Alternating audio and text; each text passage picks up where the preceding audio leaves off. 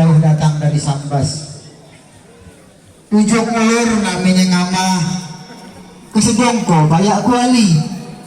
Ayo kita dengarkan ceramah yang akan disampaikan oleh Ustadz Fatoli.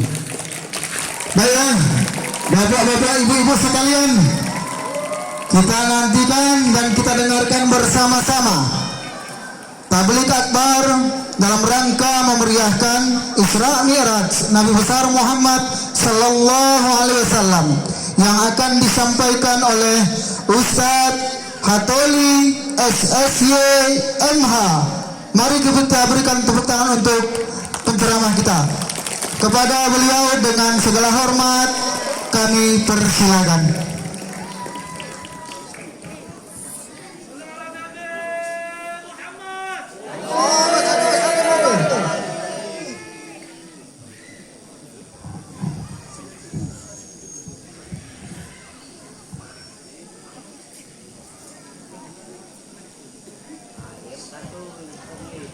Bismillahirrahmanirrahim. Assalamualaikum warahmatullahi wabarakatuh. Waalaikumsalam warahmatullahi wabarakatuh. Anak raja pagi menyelam di laut berbuih. Kalau mendengar bapak ibu menjawab salam, nampaknya semua sudah dapat kue. Assalamualaikum warahmatullahi wabarakatuh.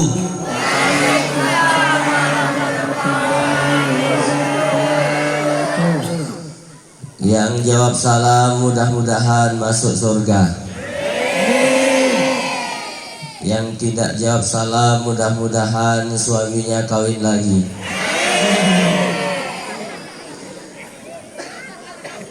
Tolong mikrofon yang lain dimatikan saja. Bapak-bapak, ibu-ibu, apa kabar semuanya sehat? Keluarga sehat? Dompet sehat? Apapun yang terjadi tetap kita ucapkan alhamdulillahi rabbil alamin. Alhamdulillahilladzi asra bi'abdihi lailan minal masjidil haram ilal masjidil aqsa. Wassalatu wassalamu ala sayyidina wa maulana Muhammadinil Mustafa wa ala alihi wa sahbihi ahli sidqi wal wafa, amma ba'du.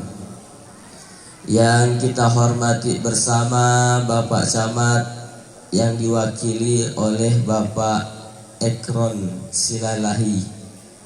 Kemudian yang kita hormati Bapak KUA Kecamatan Menyuci. Kita doakan Bapak KUA panjang umur sampai kira-kira seminggu.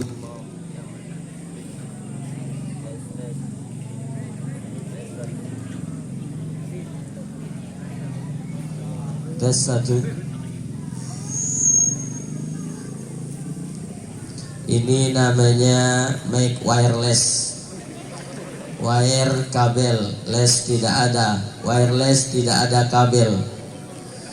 Kalau iblis bahasa Inggrisnya hopeless. Hope harapan, less tidak ada. Hopeless tidak ada harapan. Jadi iblis adalah makhluk yang tidak punya harapan. Kalau ada kawan kita ngomong rasanya aku dah tidak ada harapan, iblis berarti. Kita lanjutkan, masih yang terhormat Bapak KUA Menyuke. Kita doakan beliau panjang umur sampai kira-kira seminggu lagi mau kiamat. Yang kita hormati terutama wabil khusus Ketua PHBI Isra Mi'raj pada malam hari ini, Bapak Hijrah Firdaus SPD. Alhamdulillah. Kemudian juga yang ngundang saya lewat WA, yaitu Bapak Adi yang ada di sebelah sana. Alhamdulillah hampir tiap hari, tiap minggu beliau itu WA ke saya supaya saya diberikan kesehatan oleh Allah Subhanahu wa taala. Ini saya ceramah tempat yang ke-28. Masih ada 40 masjid lagi. Saya mohon maaf karena ceramahnya ini duduk, karena saya demam Bapak Ibu. 28 masjid saja demam. Kalau sampai 68 nampaknya setelah ini mati saya. Tapi mohon doanya, mudah-mudahan saya segera disehatkan oleh Allah Subhanahu wa taala. Makanya masjid-masjid yang masih 40 yang ngantri itu, mereka hampir tiap hari ngirim WA mendoakan saya. Mudah-mudahan Pak Ustadz Hatoli sehat selalu sampai selesai acara kami. Setelah selesai acara kami terserahlah ya Allah. Sama macam Pak Adi juga. Hampir tiap minggu ada dia kirim WA. Jangan lupa tanggal 28 Pak Ustadz. Ya, karena belum selesai acara ini. Setelah selesai acara ini tengoklah nanti, tidak ada lagi di WA. Kemudian yang saya hormati segenap pengurus masjid, surau, ibu-ibu, bapak-bapak, tokoh agama, tokoh masyarakat, hadirin hadirat, muslimin muslimat. Kalau laki-laki ini disebutnya muslimin, kalau perempuan muslimat. Laki-laki mukminin, perempuan mukminat. Laki-laki hadirin, perempuan hadirat. Muslimin, muslimat. Hadirin, hadirat. Belum kawin, belum sunat. Mohon maaf. Dan terakhir ibu-ibu yang di sebelah kanan saya ini, mohon maaf karena agak gelap. Jadi saya agak payah membedakan mana anak gadis, mana nenek-nenek. Kalau lihat dari sini nampaknya nenek-nenek semua. Walaupun tidak saya sebutkan semua, insya Allah kita yang hadir ini dimuliakan oleh Allah Subhanahu wa ta'ala. Amin ya rabbal alamin. Saya mohon maaf lagi kalau suara saya tidak seperti yang asli, karena faktor demam sudah 3 hari, karena kebanyakan ceramah. Besok sudah langsung ke Pontianak, besok lagi ke Jakarta, besok lagi ke Batam, lanjut ke Korea sampai ke Hong Kong. Itu pun kalau ada yang undang. Karena ada yang undang, mau ngapain kita ke sana kan? Mahal ongkosnya. Mohon maaf Bapak Ibu, Bapak-bapak, para ustadz, saya membelakangi, tidak apa-apa ini. Tidak apa-apa, kalau tidak boleh saya mau pulang aja. Lalu yang kedua, saya ini pertama kali ceramah di Darit, Desa Darit. Mungkin sebagian ada yang belum kenal dengan saya. Ibu-ibu udah kenal dengan saya? Nggak nonton di YouTube nggak? Bapak nggak nonton di YouTube? Pak? Hoi, nonton di YouTube nggak? Saya asli dari Kabupaten Sambas. Nama ada di baliho. Ustadz Hatoli SSCMH Sarjana Syariah Magister Hukum. Saya lahir pada hari Minggu tanggal 5 Januari tahun 1992. Umur saya sekarang 30 tahun. Insya Allah saya mati tahun 2055. Itu rencana. Kita berencana boleh-boleh saja, karena pemerintah pun sudah menganjurkan KB, keluarga berencana 2 anak cukup. Walaupun saya tidak setuju, saya lebih setuju 2 istri cukup. Nanti kalau saya jadi bupati mau saya buat program itu.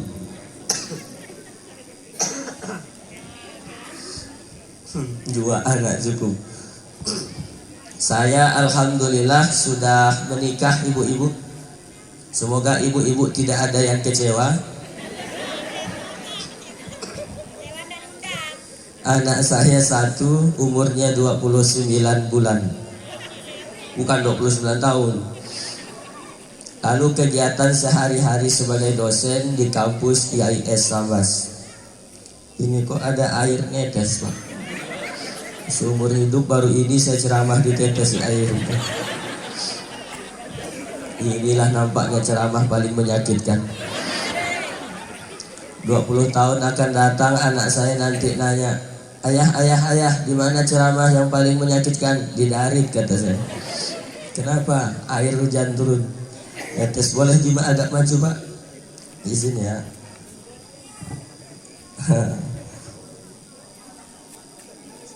Iya, nggak apa-apa Pak.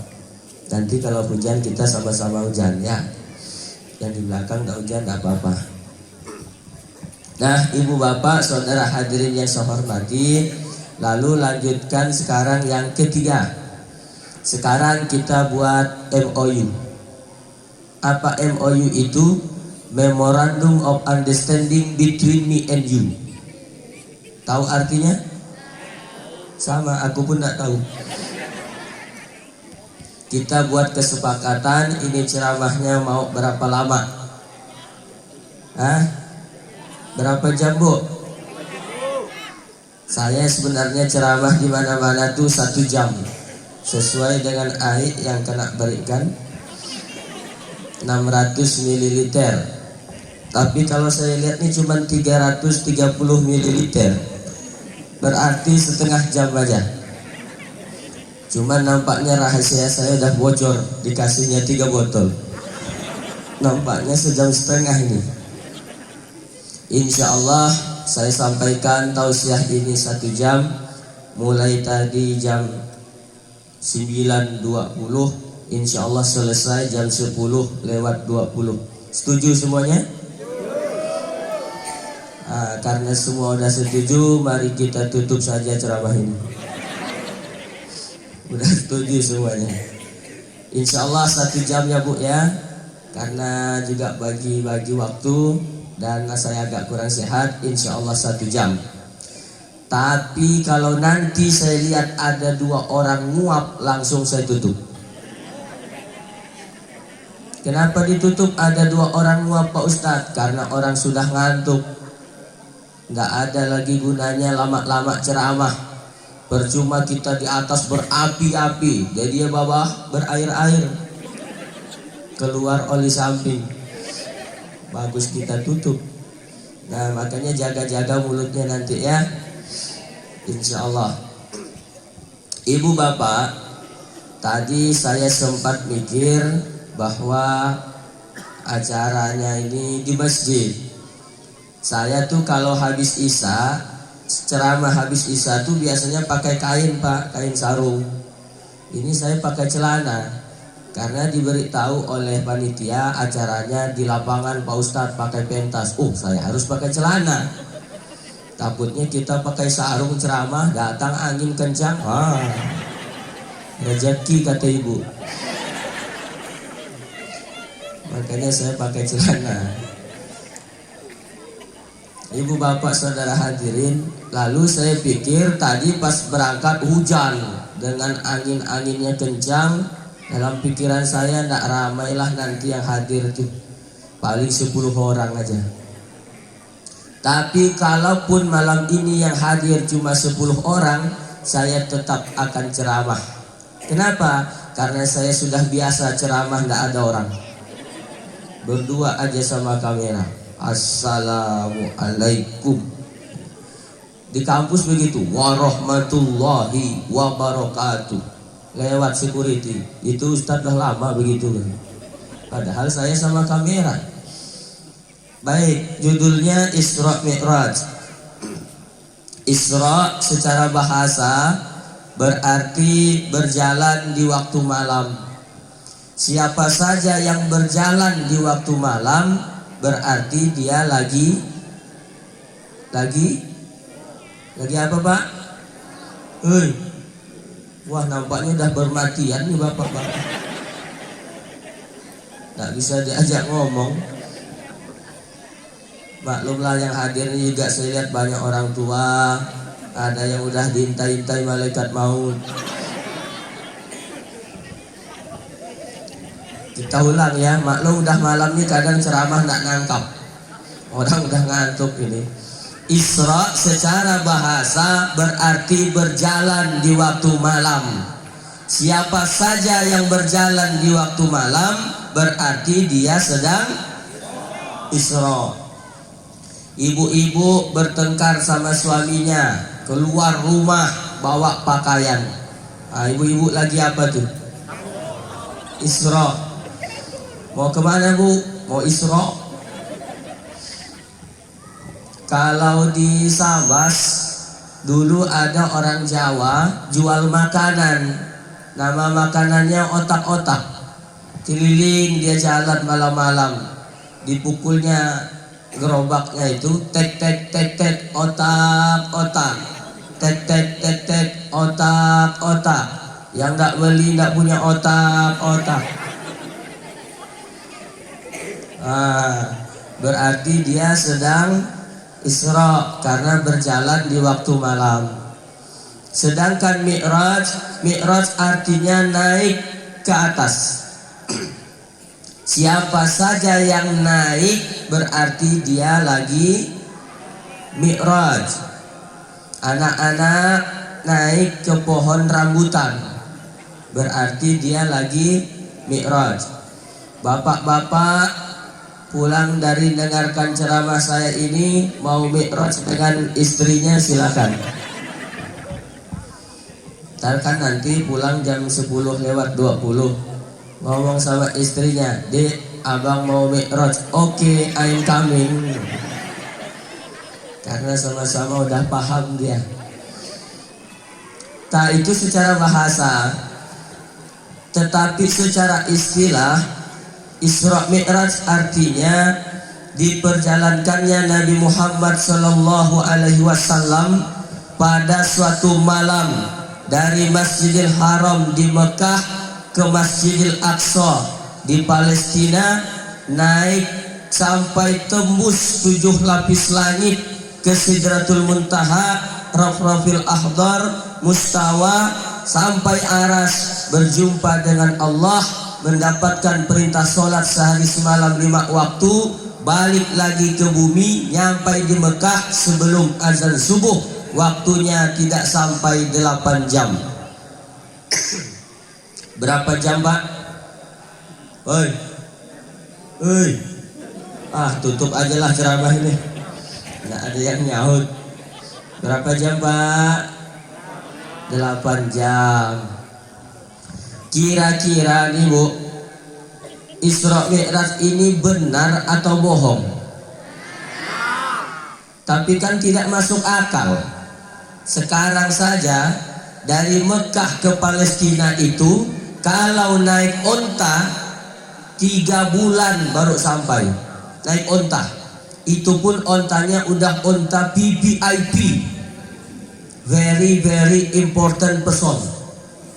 Tahu artinya adik-adik? Sama, aku pun tak tahu. Pokoknya onta yang paling mahal lah. 3 bulan baru nyampai ke Palestina, ke Masjidil Aqsa. Ini Nabi dari bumi sampai ke langit, turun lagi ke bumi, sebelum azan subuh sudah sampai lagi di Mekah. Kira-kira Isra Mi'raj ini benar atau bohong? Kenapa benar? Kan tidak masuk akal. Setelah saya pikir-pikir, ternyata Isra Mi'raj ini tidak bisa diterima pakai akal. Dia hanya bisa diterima pakai iman, bukan hati. Kan Ustadz nunjuknya ke sini hati. Oh, jadi kalau saya nunjuk ke sini pakai telinga gitu. Pakai iman. Isra Mi'raj ini bukan maunya Nabi, tapi maunya Allah. Kalau udah Allah yang mau, apa yang tidak mungkin? Makanya walaupun tidak masuk ke akal, karena Allah yang mau, tidak ada yang tidak mungkin. Kalau kita mau main akal-akalan, coba kita main akal. Nih anak-anak nih Bu, biak kacip. Biak kacip tahu kan? Nah, anak kecil yang lagi jalan itu pasti ada emaknya, pasti ada bapaknya. Betul? Emak bapak namanya sebab, anak namanya akibat. Ada emak, ada bapak, maka ada anak. Kan begitu? Itu menurut otak. Tapi kalau menurut iman tidak begitu. Nabi Adam, emaknya tidak ada, ayahnya tidak ada, Allah yang mau jadi Nabi Adam. Betul Bu? Siapa lagi? Siti Maryam, perempuan suci, tidak pernah disentuh oleh laki-laki. Kok bisa dia hamil? Lahir bayi bernama Isa alaihi salam.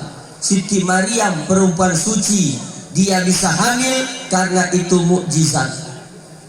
Cuma sayang sekarang banyak juga perempuan yang gak mau kalah sama Siti Maryam. Hamil gak ada suaminya.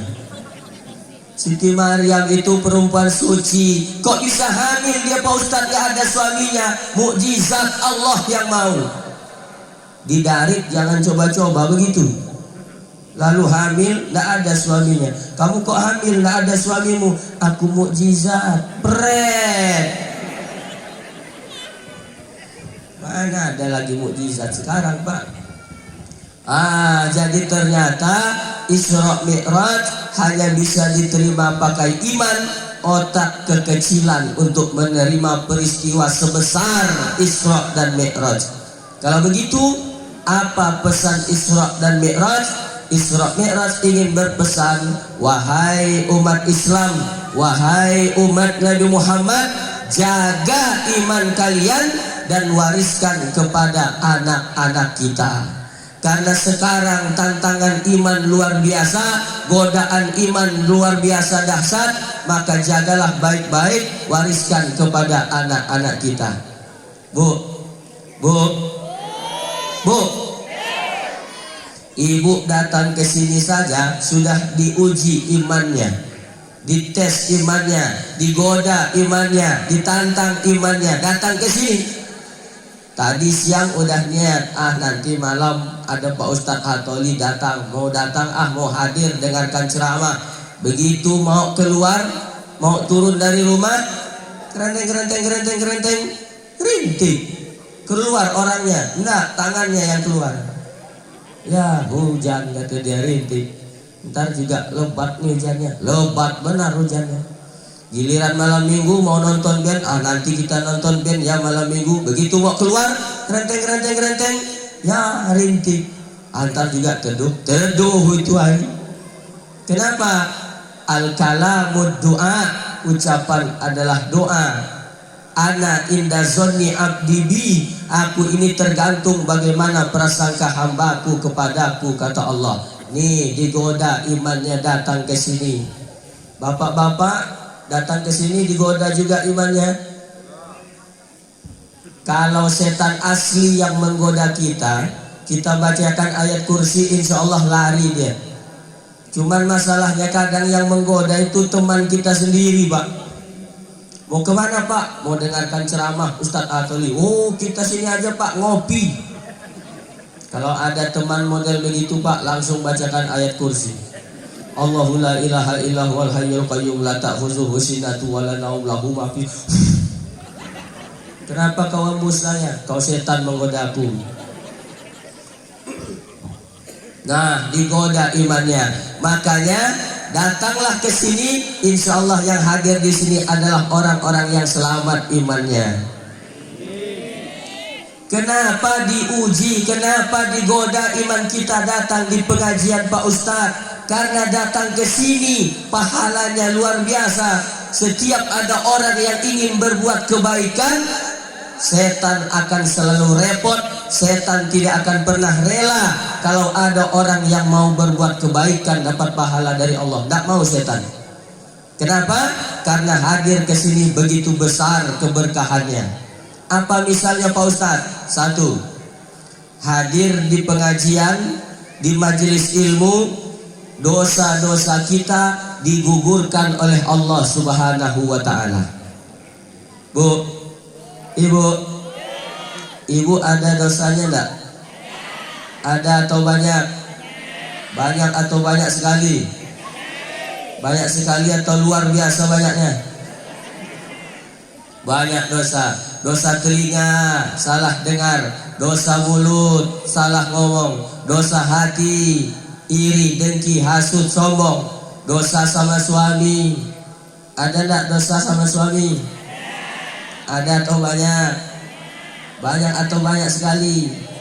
Banyak atau banyak inyan? Banyak inyan atau luar biasa banyaknya? Keluar bahasa sambasku kan? Nah, banyak. Ada dosa sama suami, Bu? Ada. Kadang-kadang mau pengajian saja bikin dosa dulu sama suami. Bang, aku mau pengajian. Nanti kalau hujan hari angkat jemuran tuh ya. Ada yang begitu. Ada. Tapi bukan ibu-ibu yang di sini. Jauh di sana jauh di Darit. Di sini ya. Kenapa? Karena ibu bicara sama suami itu meninggikan suara di depan suami itu berdosa, ibu. Tapi dosa kecil, dosa tidak sengaja. Dosa. Kadang suami lagi enak-enak tidur, Pak, dibangunkan sangat kasar oleh istrinya. Bang, bangun bang. Lihat jam tuh, udah jam berapa? Orang lagi tidur disuruh melihat jam. Kaulah yang kecalang melihatnya. Orang lagi tidur disuruh melihat jam. Bang, bangun bang, lihat jam tuh, udah jam berapa? Mestinya ibu yang melek matanya itu yang melihat. Ngomong kasar sama suami dosa. Tapi dosa-dosa itu karena ibu datang ke sini, dosanya digugurkan oleh Allah Subhanahu wa taala. Saya mau nanya bapak-bapak lah sekarang. Pak, bapak-bapak punya dosa enggak sama istri? Loh, kok ibu yang jawab? Saya kan nanya bapak. Bapak-bapak punya dosa sama istri? Oh, banyak katanya, Bu. Apa dosa bapak-bapak? Dosa membohongi istri. Betul, Bu? Sukelah kita kumandangkan. Bagaimana rezeki mau berkah? Bagaimana rezeki mau lancar? Istri yang setia menunggu di rumah bapak khianati. Betul? Istri itu kan amanah Allah, diambil, dihalalkan dengan nama Allah. Tiba-tiba dikhianati, dibohongi, Allah tidak suka. Tidak lancar rezeki, tidak berkah rezeki bapak. Biasanya yang suka membohongi istri itu yang kerjanya di kantor desa. Bukan desa di sini, bukan, jauh sana di laut. Kadang ditanya sama istri, bang, ini udah jam 5, kenapa belum balik bang? Rapat. Alasannya rapat. Ini udah mau maghrib bang, kenapa belum balik bang? Rapat. Alasannya rapat. Padahal ya merapat. Membohongi istri, berkhianat, Allah tidak suka. Bu, ibu maunya suami pembohong atau jujur? Jujur. Siap nggak kalau suaminya malam ini jujur sama ibu? Yakin? Oke Pak, nanti malam balik dari dengarkan ceramah ini, jujurlah sama istrinya. Dek, abang mau jujur sesuatu. Pasti karena habis dengarkan ceramah Ustadz Hatoli tadi bang ya. Iya, ceramah yang bagus bukan tempatnya yang bagus. Ceramah yang bagus bukan yang hadir ramai. Ceramah yang bagus begitu dapat ilmu langsung diamalkan. Silakan jujur bang. Kata suaminya, abang mau jujur tentang apa? Abang mau nikah sekali lagi. Apa? Gimana bu? Siap suaminya jujur? Yang siap. Yang siap malah nggak ada suaminya. Dah banyaklah dosa kita ini, dosa bapak sama ibu, dosa ibu sama bapak. Datang ke sini, insya Allah dosa-dosanya digugurkan oleh Allah Subhanahu wa Ta'ala. Ini saya Ustadz Hatoli, kira-kira ada dosanya? Tahu dari mana? Saya ini banyak dosanya. Orang yang paling banyak dosanya itu orang yang paling banyak ngomongnya. Dari sekian ramai yang hadir ini, siapalah yang paling banyak dosanya?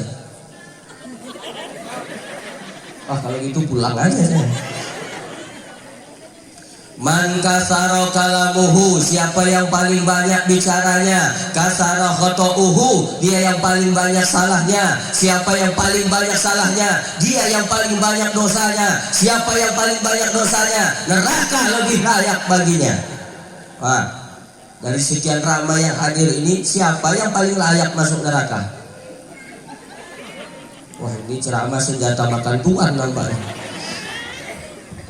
Banyak dosa saya, itulah sebabnya saya datang ke sini, datang ke Desa Darit jauh-jauh. Saya ingin dosa-dosa saya digugurkan oleh Allah Subhanahu wa Ta'ala. Inilah yang saya harapkan, bisa bersilaturahmi dengan Bapak Ibu yang ada di Desa Darit, Kecamatan apa ini?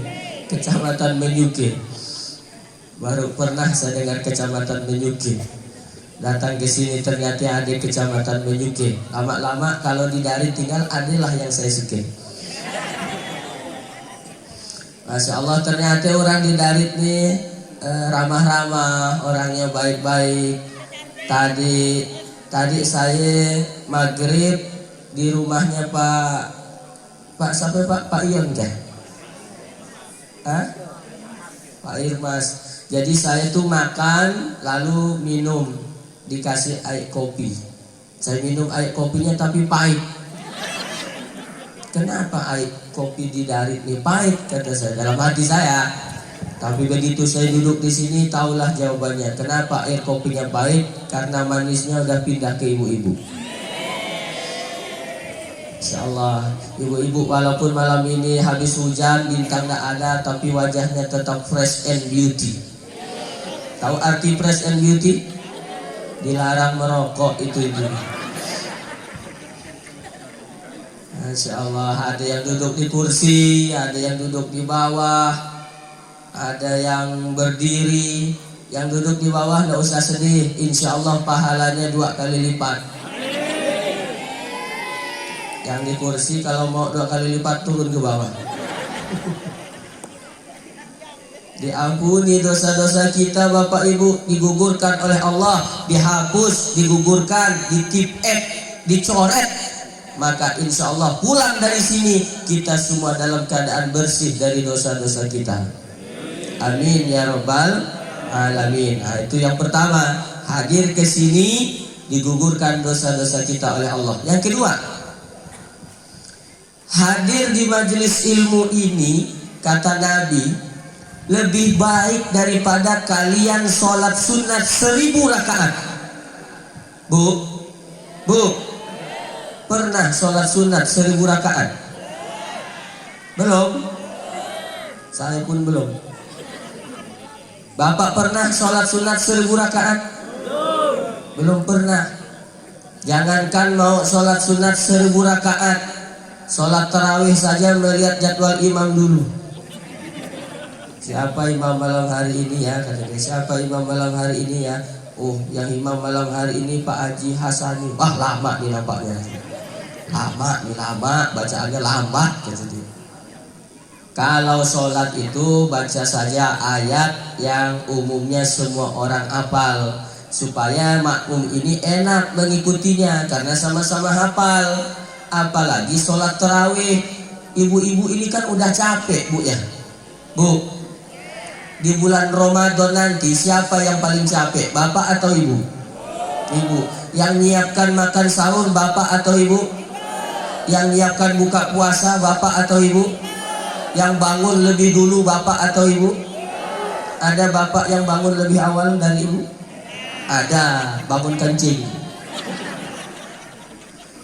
Istri itu kerjaannya berat kerjaan istri. Mulai dari terbit matahari sampai terbenam mata suami. Berat. Makanya bapak-bapak ini tidak boleh sombong di hadapan ibu-ibu. Gak boleh sombong. Kenapa? Kita semuanya ini Pak keluar dari ibu-ibu. Biar wakil camat Pak Kasih, Pak Ekron keluar dari ibu-ibu. Biar Pak KUA keluar dari ibu-ibu. Semuanya. Makanya tidak boleh sombong. Perempuan itu sudah mengandung kita, hamil dia 9 bulan 10 hari lamanya. Betul Bu? 9 bulan ibu mengandung, tidurnya tidak pernah tengkurap, tidak pernah ningkap tidurnya. Betul? Bapak-bapak, ibu-ibu nih Pak, 9 bulan selama hamil tidak pernah ningkap. Ningkap itu tengkurap Pak. Bapak-bapak, jangankan 9 bulan, 1 bulan aja tidak ningkap, pening kepala. Hamil, cerita hamil ini. Luar biasa. Makanya imam di masjid baca saja ayat yang umumnya orang hafal. Kalau kita baca ayat yang orang umumnya hafal, anak kecil di belakang pun bisa ngikut. Qul huwallahu ahad, ikut dia di belakang. Qul huwallahu ahad, Allahus somad, Allahus somad. Coba kalau baca ayat yang orang tidak ada yang hafal, baru dibaca langsung surah Maryam. Waladdallin, amin. Bismillahirrahmanirrahim. Kafha ya ain sad. Kata makmum, surah apa ini ya? Zikru rahmati rabbika abdahu Zakaria. Tidak apa lagu ini. Idnada rabbahu nidaan khafiyya. Balik ya lah. Kenapa tidak ada orang yang hafal? Makanya baca saja ayat yang umumnya orang hafal. Makanya jadi imam tuh tidak semua orang boleh jadi imam dalam sholat. Kenapa? Imam mau menanggung orang banyak. Al-imamu junnah. Imam itu menanggung bacaan makmum. Makanya dia harus tahu keadaan makmum. Itu imam Pak. Nanti sholat tarawih di masjid-masjid, ya baca saja ayat yang umumnya orang hafal. Karena kalau terlalu panjang ayatnya, orang udah nggak konsen, orang udah nggak fokus. Dia baca ayat, orang pikirannya kemana-mana. Dibacanya tulisan yang ada di dinding, sadukas masjid, petugas imam, kalender tahun hijriyah. Nah, itulah keutamaan hadir di masjid. Kalau di majelis ilmu ini, maka Allah beri pahala lebih baik daripada sholat sunat 1000 rakaat. Yang ketiga, udah habis ke waktunya. Ibu udah ngantuk belum Bu? Bapak udah ngantuk? Belum. Saya pun belum lihat satu pun yang nguap masih. Nanti kalau saya lihat ada 2 orang nguap, pokoknya langsung saya tutup ya. Nah, yang ketiga, kalau kita hadir di majelis ilmu seperti ini, maka kata Nabi, lebih baik daripada kalian menjenguk 1000 orang sakit. Bu, pernah menjenguk 1000 orang sakit? Bapak pernah main orang sakit 1000? Belum? Jangankan mau 1000, 1 orang saja kadang gak bawa apa-apa. Kalau menjenguk orang sakit, nengok orang sakit, bawalah sesuatu Pak. Ini kadang udah gak bawa apa-apa, pakai nanya lagi. Bu Aji, sampai diinfus begini apa yang ibu rasa? Kata dia, gak ada aku rasa. Kenapa kau datang gak bawa apa-apa? Coba bawa jeruk 2 kilo, adalah juga kurasa rasa. Masya Allah, tabarakallah. Nah, menjenguk orang sakit itu besar sekali pahalanya, seperti berjalan di taman-taman surga, kata Nabi. Al jaza biqadri masyaqqah. Pahala itu Allah berikan sebagaimana beratnya ujian. Nah, datang ke sini bisa dapat pahala lebih besar dari menjenguk orang sakit, yaitu hadir di majelis ilmu. Berapa udah? Satu tadi, lebih baik dosa kita diampuni oleh Allah. Yang kedua, lebih baik dari sholat sunat 1000 rakaat. Yang ketiga, lebih baik daripada menjenguk 1000 orang sakit. Yang keempat, guru saya cerita. Jadi nanti di alam kubur, Bu, di alam kubur nanti, Bu, nanti di dalam kubur. Ada yang udah pernah masuk kubur? Oh, belum? Sama. Nanti di dalam kubur ada orang ditanya oleh malaikat munkar dan nakir, dia diam aja. Man rabbuka? Siapa Tuhanmu? Diam. Man nabiyuka? Siapa nabimu? Diam. Aina kiblatuka? Di mana kiblatmu? Diam. Sampai sakit pinggang malaikat nanya nih. Ngadulah akhirnya malaikat ke Allah. Ya Allah, ini ada hambamu baru masuk ke alam barzah, masuk ke alam kubur. Kutanya dia nak jawab-jawab. Kata Allah, hei malaikat, coba kau periksa. Coba kau periksa itu orang alamatnya di mana. Diperiksalah alamatnya.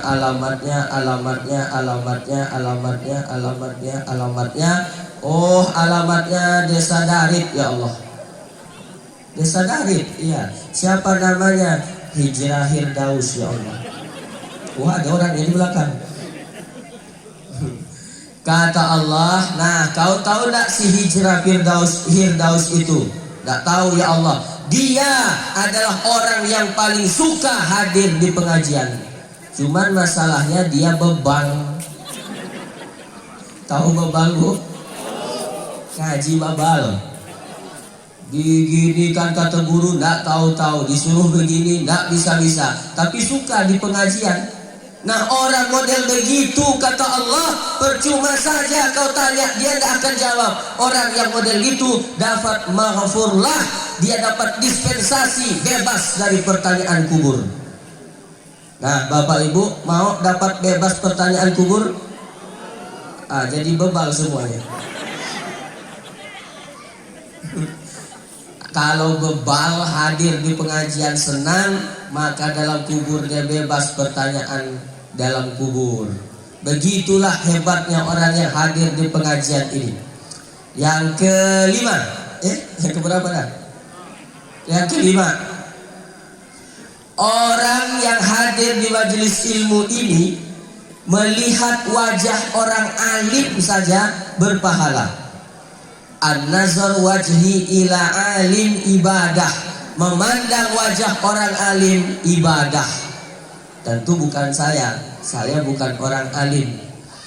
Ada guru-guru kita di belakang orang alim. Memandang wajah guru ibadah. Wah, enak benar Pak Ustadz, dipandang wajahnya bisa bernilai ibadah. Bukan sembarang memandang. Ibu memandang wajah gurunya, gurunya memandang wajah gurunya, guru ibu memandang wajah gurunya.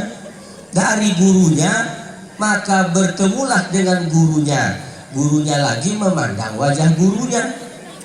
Dari gurunya memandang wajah gurunya. Dari gurunya memandang lagi wajah gurunya. Sampai kepada gurunya, lalu dia memandang wajah gurunya. Gurunya memandang lagi wajah gurunya. Gurunya memandang wajah tabi'in. Tabi'in memandang wajah tabi'in memandang wajah sahabat memandang wajah Nabi Muhammad sallallahu alaihi wasallam. Nah, pokoknya ikut aja apa kata guru. Insya Allah pahalanya kita dapat. 6. Yang ke-6 betul Pak? Kalau udah capek, letih, yang terakhir Pak Ustadz. Yang keenam, kata Nabi, almar'u ma'aman ahab. Kita akan bersama siapa yang kita cintai di akhirat nanti. Bu, ibu mau ndak bertemu lagi dengan suaminya di akhirat? Tapi cinta ndak sama suami? Cinta. Pak, mau ndak bertemu lagi dengan istrinya di akhirat? Dari bunyi maunya ndak yakin saya. Ada bapak-bapak nanya ke saya, Ustadz, saya mau nanya, ya nanti kalau mati di akhirat jumpa lagi ndak Pak Ustadz dengan istri kita? Jumpa Pak, tapi aku ndak mau jumpa Pak Ustadz. Kenapa? Biniku garang. Di dunia aku udah dimarah terus sama dia, masa di akhirat lanjut lagi gitu. Bu, ibu, ada ibu-ibu nanya lagi ke saya. Jadi yang banyak nanya ke saya itu ibu-ibu sebenarnya. Ustadz, kata dia, Ustadz Hatoli, saya senang hari ini bisa jumpa langsung sama Ustadz. Selama ini cuma melihat di Facebook dan YouTube, hari ini senang bisa melihat langsung Pak Ustadz. Dia senang, saya ketakutan. Maklumlah ibu-ibu garis keras ini Pak. Biasanya kalau habis ceramah gini maunya minta foto. Ustadz boleh selfie Pak Ustadz, kata dia. Selfie, cekret, kabur Pak Ustadz. Ulang sekali lagi, cekret, masih kabur Pak Ustadz. Ulang sekali lagi, cekret, ya Pak Ustadz masih kabur. Kata saya biar 10 kali ulang, mukemu yang kabur. Barangnya Uwan minta ajak foto dengan murah ganteng. Nenek-nenek Uwan tuh yang kulitnya udah ngirinot, ngiridat, ngiritil, ngirisut, minta ngajak foto dengan dia ganteng. Kalah lah. Kata dia, Ustadz, saya senang jumpa Pak Ustadz. Ada yang mau saya tanyakan. Nanya apa Bu? Saya nih sudah punya suami Pak Ustadz. Alhamdulillah. Tapi suami saya 2 Pak Ustadz. Na'udzubillah. Maksud saya Ustadz, suami saya pertama udah mati. Oh, suami pertama udah mati. Iya Pak Ustadz. Sekarang suami kedua ada Pak Ustadz. Apa pertanyaannya Bu? Yang mau saya tanyakan Pak Ustadz, nanti di akhirat saya jumpanya sama suami yang mana? Iya juga ya kata saya. Nanti di akhirat ibu kalau punya suami 2, ada enggak yang suaminya 2? Nggak ada. Wah luar biasa di Darit. Kalau di Sambas ada yang sampai 7 suaminya.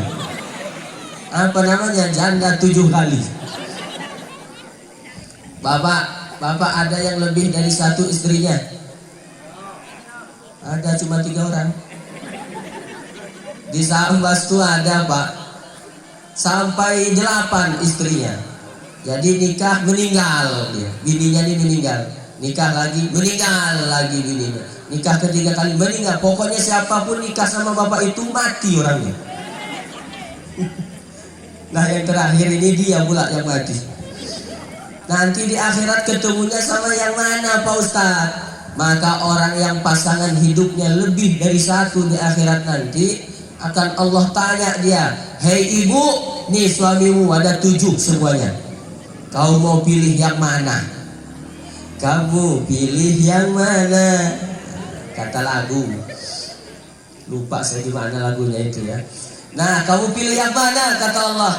Maka si ibu akan menjawab bahwa ahsanahum khuluqa, aku pilih orang yang paling baik akhlaknya. Jadi bapak nanti di akhirat kalau istrinya banyak akan bersama istri yang paling baik akhlaknya. Ibu kalau suaminya banyak nanti di akhirat akan bersama suami yang paling baik akhlaknya. Apa enggak cemburu nanti di akhirat Pak Ustadz? Di akhirat enggak ada lagi cemburu. Di akhirat enggak ada lagi iri dengki. Di akhirat enggak ada lagi orang marah-marah. Yang ada hanyalah kebahagiaan. Nah, almar'u ma'aman ahab, orang akan bersama orang yang dicintainya di akhirat nanti. Maka ibu-ibu, bapak-bapak, yang hadir ke majelis ilmu di sini cinta kepada gurunya, insya Allah di akhirat di dalam surga bersama guru-gurunya. Bahkan guru bisa memberikan syafaat kepada murid-muridnya. Misalkan nanti bapak-bapak di sini ada yang masuk neraka, nauzubillah, misal saya sebagai guru masuklah ke dalam surga, malaikat, ini kami udah diizinkan masuk ke dalam surga, silakan Hatoli masuk dalam surga. Murid saya dari Darit mana, malaikat? Wah, mungkin dah ada di dalam surga, udah noloit dia. Begitu saya masuk ke dalam, saya cari-cari, nggak ada murid saya dari Darit nih. Malaikat, katanya murid saya udah noloit dalam surga, kenapa nggak ada di surga?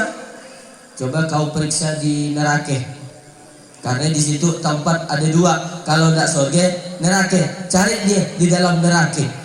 Masuklah saya ke dalam neraka, terdengar suara, guru, guru. Saya pun lalah mantau dia, manalah ngirau-ngirau itu Pak. Oh, saya tidak lagi kenal, kenapa? Udah hangus. Dia kenal, oh inilah dia, kata saya, inilah dia. Siapa dia? Siapa? Pak Adi. Oh, Adi. Kenapa kau masuk neraka di? Nggak ke kau dulu yang undang aku ceramah di. Ngapain kau tahu masuk neraka di? Odi.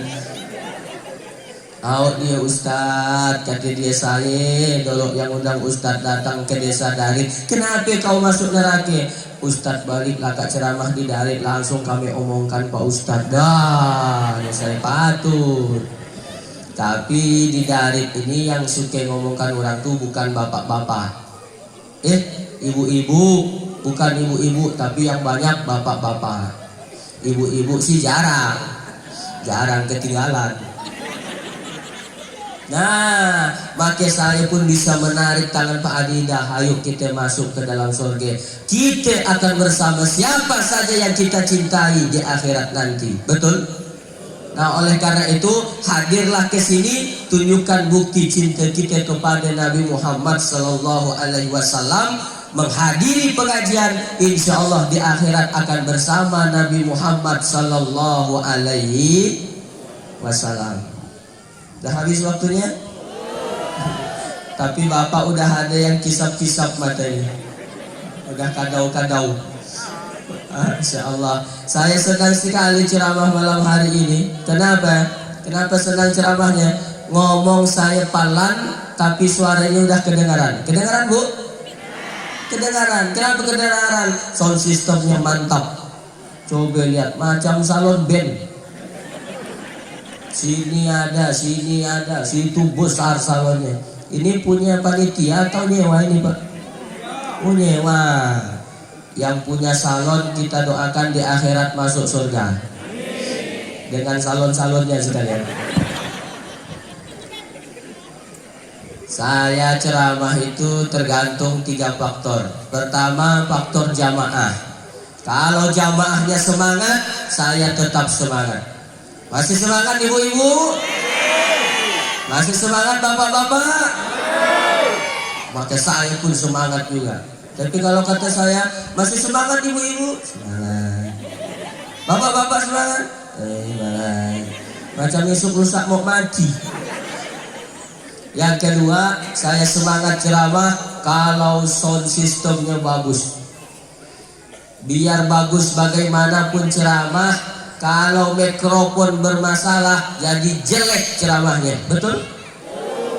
Saya pernah ceramah di sebuah masjid, mau menyelesaikan 10 menit pun kepayahan. Kenapa? Mikrofon bermasalah.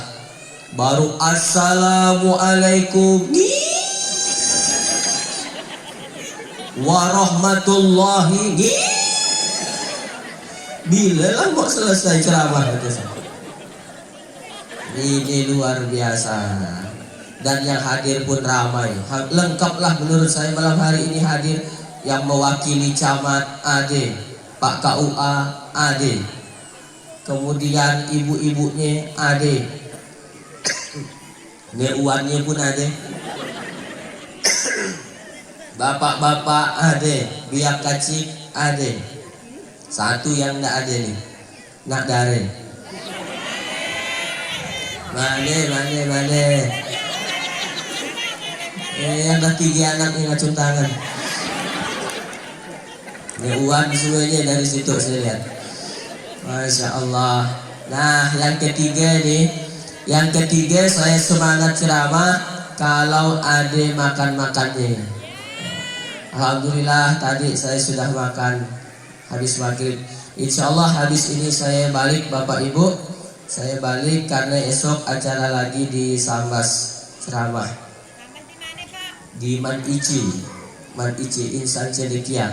Kita lanjut ceramah kita karena tinggal 5 menit lagi. Yang 6 dah ya, 6. Sekarang yang ke-7. Yang ke-7, keutamaan hadir di majelis ilmu ini Bapak Ibu. Dengan hadir di majelis ilmu ini kita dapat ilmu dan ibadah kita jadi benar. Yang selama ini kita tidak tahu jadi tahu. Yang selama ini kita tidak dengar kita jadi dengar.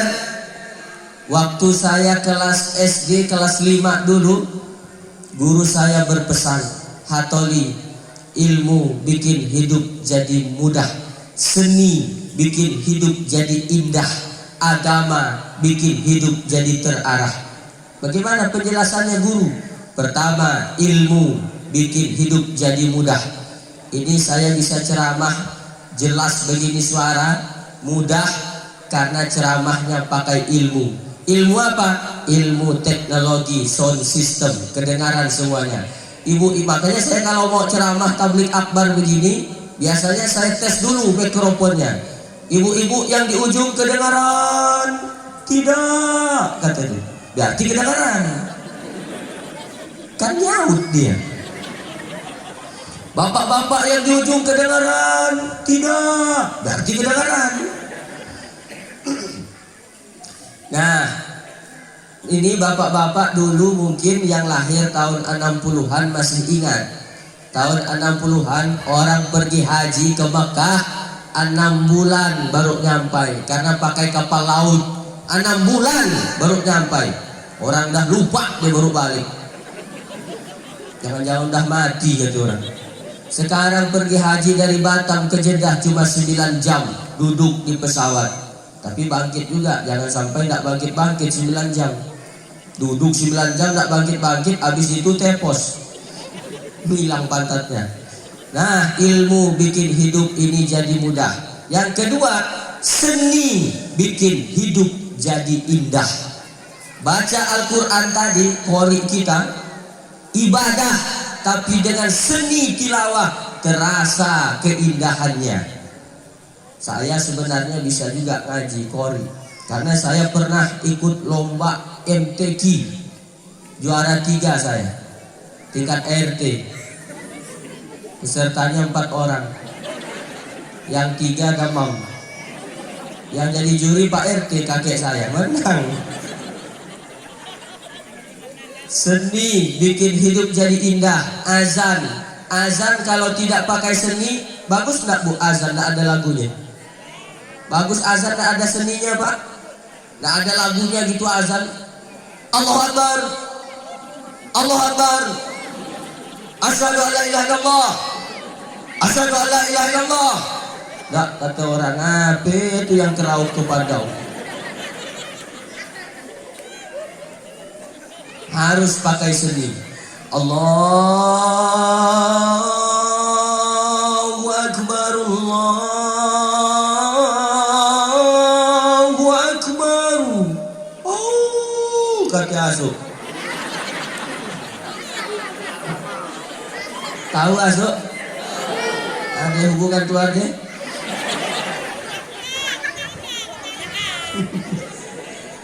Pernah enggak Bapak Ibu mendengar anjing bunyi pas azan? Pernah. Ada yang miara anjing? Ada yang miara asuk? Umat Islam jangan piara asuk. Umat Islam, orang Islam jangan piara asuk. Orang Islam ini, orang Islam. Ibu bapak orang Islam kan? Jangan piara asuk. Kenapa Pak Ustaz? ada dua kerugian biar asuk bagi orang Islam. Pertama, malaikat tidak masuk ke dalam rumah yang ada asuk. Tapi yang tidak masuk cuman malaikat rahmat. Malaikat maut masuk. Jangan dikira malaikat maut tak masuk. Nah, kita piara aja asuk Pak Ustaz gitu. Biar tak mati-mati aman udah. Yang tak masuk itu malaikat rahmat, malaikat yang mendoakan Bapak Ibu, mudah-mudahan Bapak Ibu dilapangkan rezekinya oleh Allah Subhanahu wa taala. Saya pun sambil mendoakan Bapak Ibu ini. Saya doakan Bapak Ibu balik dari sini rezekinya makin dilapangkan oleh Allah Subhanahu wa taala. Yang sakit-sakit Allah sembuhkan dari sakitnya. Yang punya hutang Allah segera lunasi hutang-hutangnya. Yang belum kawin Allah jumpakan dengan jodohnya. Yang udah kawin mudah-mudahan bisa kawin sekali lagi. Nah, malaikat rahmat tuh yang gak masuk, malaikat maut masuk. Yang kedua, orang Islam yang pelihara anjing dikurangi pahalanya setiap hari sebesar gunung Uhud. Gunung Uhud itu panjangnya 7 kilo. Tiap hari dikurangi pahalanya sebesar gunung Uhud, sedangkan amalnya sebesar bisul. Nggak ke tiap hari takor ya. Min. Maka nggak usah pelihara asuk orang Islam. Kenapa asuk tuh bunyi Pak Ustadz kalau pas azan? Allahu Akbar, Allahu Akbar. Oh, katanya. Adalah dia WA ke saya. Ustadz, saya mau nanya. Nah, ini banyaklah anak-anak muda nanya nih Bapak Ibu. Macam-macam masuk ke HP saya nih. Cuman kadang-kadang pertanyaannya tuh buat kita garam. Rasa mendidih hati. Mau ngangat rasanya. Kenapa ngangat mau marah Pak Ustadz? Nanya nih Ali. Tahu Ali? Bolak-balik nanyanya. Assalamualaikum Ustadz. Waalaikumsalam. Boleh saya nanya Pak Ustadz? Silakan. Apa pertanyaannya? Saya mau nanya Pak Ustadz. Saya sedang sholat. Terus lalu kantut Pak Ustadz. Batal ke sholat saya Pak Ustadz? La ilaha illallah kata saya. Itu anak kecil pun tahu. Batal lah kata saya. Nah kalau udah batal kita wuduk lagi ke Pak Ustadz. Kau mau ngetes saya ke apa ini saya? Ya batal wuduk lagi. Nah kalau kita wuduk muka dibasuh gak Pak Ustadz? Jangan main-main dengan saya. Maaf Pak Ustadz, justru itu inti pertanyaan saya Pak Ustadz. Kan yang kentut burik Pak Ustadz. Kenapa muka yang dibasuh? Kau kentut kata saya. Yang malu burik atau muka? Muka Pak Ustadz. Ya udah muka dibasuh. Ada aja nih Pak pertanyaannya. Nah ini ada yang nanya soal asuk bunyi pas azan. Ustadz, kenapa ya di kampung saya kalau ada orang azan asuk tuh bunyi, dia nyaut panggilan azan ke Pak Ustadz? Bukan. Atau dia nangis Pak Ustadz? Bukan juga. Kenapa dia bunyi Pak Ustadz? Hadis riwayat Bukhari nomor hadisnya 608 menjelaskan itu. Apa kata Nabi? Idza nudiya lis-shalah, apabila dikumandangkan azan untuk sholat, wa adbarus syaitanu wala huduratun, maka setan akan lari sampai ke kentut-kentut. Memang begitu bunyi hadisnya. Duratun artinya kentutnya bunyi. Kalau kentutnya sanyam, fusaun, lain bahasa Arabnya. Kentut bunyi duratun, kentut senyap fusaun. Walaupun kentut senyap baunya lebih luar biasa. Kalau sudah terdengar suara azan, setan akan lari sejauh-jauhnya dan anjing bisa melihat setan. Oh, asuk bisa melihat setan Pak Ustadz? Bisa. Aku rasanya pengen melihat setan Pak Ustadz. Kau pakai mati asuh. Kalau sudah azan berkumandang, setan akan lari sejauh-jauhnya sampai tidak lagi kedengaran suara azan. Tapi kalau yang azannya nyaring, kalau yang azan tuh aki, umur udah 80 tahun, gigi tinggal sigi, udah sigi golek-golek, azan Allahu Akbar, Allahu Akbar. Nggak, kata setan, kau serius ke enggak tuh? Kalau serius aku nak bercaca. Kalau cuma main-main sodah dah katanya. Nah, makanya yang azan lari setannya itu yang azannya nyaring. Bukan yang udah dintai-intai malaikat maut. Dia yang azan, orang yang ngarik nangannya. Ya kata orang lakak ke enggak nanti azan itu. Ya yang azan, kita yang ngeri. Makanya di Darif ini, kalau apalagi di madrasah ibtidaiyah negeri, di depan di MTS, yang azan tuh anak-anak muda, anak-anak kita yang insya Allah soleh-soleh, yang soleh itu mereka lah yang azan. Di masjid-masjid yang azan anak muda, yang qomat anak muda, yang imam tidak terlalu tua. Cuman anak-anak muda ini harus dikontrol tetap. Kenapa? Karena anak-anak muda ini kalau tidak kita kontrol semaunya dia aja Pak. Jangan sampai terjadi macam di kampung saya.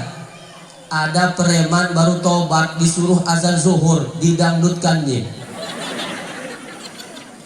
Hayya 'alas shalah, hayya 'alas shalah, hayya 'alal falah, hayya 'alal falah, Allahu Akbar. Usah nak kita tiru ya, usah. Itu contoh ya tadi. Oh, udah habis waktunya rupanya. Tadi mulai jam 9.20, sekarang udah jam 10.27. Berarti udah 67 menit saya ceramah. Bantar atau lama? Bantar jimu? Lama lah nih. Nah itu yang kedua, saya lanjutkan sedikit. Bahwa ilmu bikin hidup jadi mudah, seni bikin hidup jadi indah. Ngaji baca Quran pakai seni, azan baca Quran pakai seni, guru TK ngajar murid pakai seni. Bayangkan kalau guru TK ngajar tak pakai seni, nyanyikan lagu Bintang Kecil tak ada turun naik nadanya, pasti stres anak TK. Lagu Bintang Kecil misalnya, bintang kecil di langit yang biru amat banyak, pasti stres anak TK. Harus pakai seni. Bintang kecil di langit. Nah, bagus anak-anak. Pakai seni. Yang ketiga, agama bikin hidup kita jadi terarah. Agama mengatur seluruh aspek kehidupan kita, terutama agama Islam. Dari yang paling besar sampai yang paling kecil diatur dalam Islam, Pak. Bapak mau makan, pakai tangan kanan, baca doa, yami. Baca doa. Masuk WC, langkahkan kaki kiri, baca doa. Udah diamalkan belum itu, Bu? Berhubungan suami istri, baca doa, diatur dalam Islam. Pak, udah ngantuk, Pak? Bapak kalau berhubungan suami istri baca doa enggak? Ketahuan. Kalau berhubungan suami istri bapak ibu tidak baca doa, maka setan yang bernama setan korin akan ikut menemani hubungan bapak ibu. Maka jangan heran begitu lahir anaknya, kenapa ya anak saya ini kelakuannya macam nak setan. Tahu setan, kiki kata dia. Aku nyumbang 5%. Makanya baca doa. Doanya tuh pendek. Ini Aki yang depan saya masih hafal doanya. Berhubungan suami istri. Bismillahi Allahumma jannibna syaiton wa jannibis syaiton ma razaqtana. Dah, gas. Ustadz, udah lama saya tidak baca doa itu, udah lupa Pak Ustadz. Boleh nggak Pak Ustadz saya print out saja, tempel di dinding kamar? Saran saya jangan. Kenapa? Nanti dihafal sama anak. Besok Selasa masuk sekolah ditanya sama gurunya, anak-anak gimana doa bangun tidur? Dibacanya doa itu. Agama mengatur kita, Masya Allah. Bahkan di dalam majelis ini agama Islam mengatur kita, Bapak Ibu. Apa yang diatur? Misal ini, maaf ya.